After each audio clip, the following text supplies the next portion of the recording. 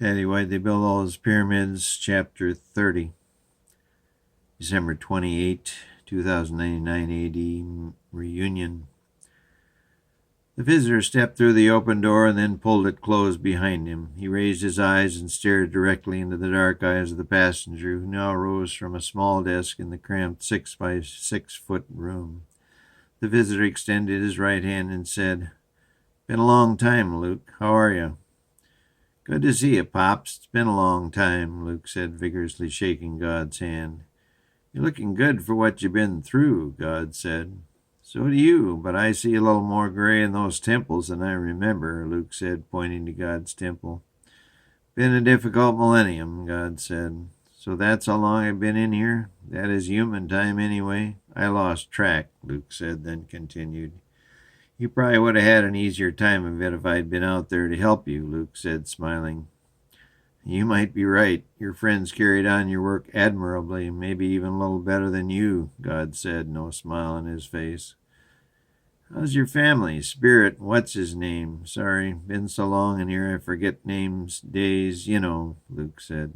"Yeah, I know. Spirit's lovely as ever and Jesus is hard at work," God said. "Say, how'd his hands turn out? Scarred, I bet." God nodded. "Too bad. I hated to see my good friend go through all that. He could have avoided it if he'd just seen my side of things," Luke said, the slight smile still on his face. God nodded again. "Have you changed your mind, Luke?" God said. "Have a seat, Pop. It's not the Ritz, but it's soft," Luke said, gesturing to the bed. God sat, and Luke sat on his desk chair. "Thanks," God said, adjusting himself on the unmade bed. They sat and stared at one another for about a minute. "My question?" God finally said. "Oh, yeah, sorry. It's just so good to see a live angel. Well, something other than those god-awful humans. Why'd you create them anyway? They're so dumb," Luke rambled. God continued to stare, then said, "My question? Do you have an answer?" "What was the question again?" Luke said, but then held up his hand. "Oh, yeah. Have I changed my mind? Well, I've been doing a lot of thinking. I've had a long time. Well, if I don't know, but you said a millennium, son. 1,000 years of Earth time," God explained needlessly. "Yeah, well, I guess in a way I've sort of changed my mind," Luke said. "Sort of?"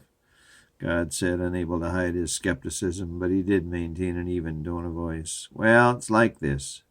You took away all our freedom back at the Battle of Heaven, then put us on this awful planet, then locked me up in this floating metal can for 1,000 years. Well, sir, if you were me, what would you do?" Luke held his right palm out for effect.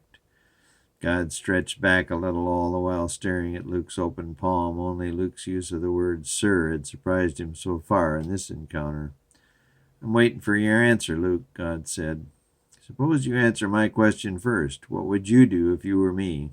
God thought a bit, then said, "I would ask forgiveness of my Creator, then do everything in my power to support him." "Ha! You would not.